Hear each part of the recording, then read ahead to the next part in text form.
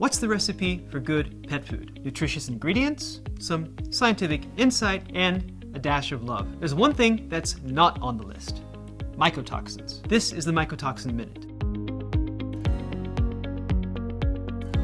Romer Labs is proud to be an exhibitor at the Petfood Forum, and so we thought we'd take this episode to focus on the food that keeps Rover and Felix healthy and happy. One common ingredient of pet food, particularly vulnerable to mycotoxin-producing molds, is corn gluten meal. So we called up our analytical lab in Union, Missouri to ask about mycotoxin occurrence in corn gluten meal. The answer?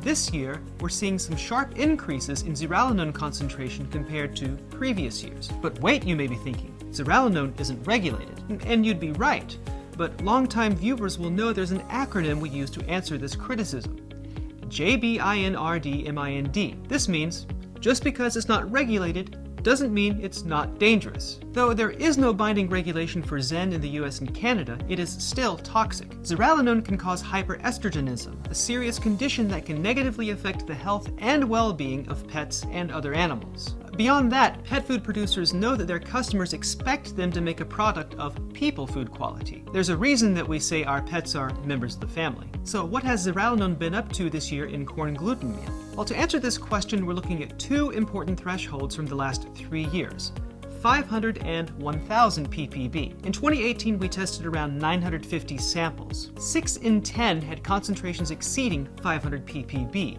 while 1 in 10 had concentrations higher than 1,000 ppb. Starting last year, we began to see these numbers rise. In 2019, nearly 9 in 10 samples were above 500 ppb, with 1/5 coming in above 1,000 ppb. As you can see, concentrations at both thresholds are up quite a bit from 2018. This year, we're seeing that the upward trend in zearalenone in corn gluten meal is continuing. In 2020 so far, we've received around 1,800 samples.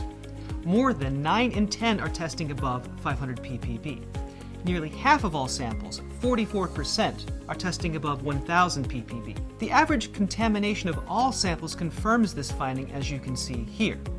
In 2020, the average sample has 1,100 ppb Zen, nearly double what it was 2 years ago. So if you're concerned about mycotoxins contaminating the CGM that you're mixing into pet food, consider having a lab check it out, even if you don't have to. Rover and Felix will thank you. Whoa. If you're at the Pet Food Forum, please stop by our booth or schedule a meeting with one of our representatives. They're looking forward to talking with you about Romer Labs products and services, including our analytical lab service. Bye for now.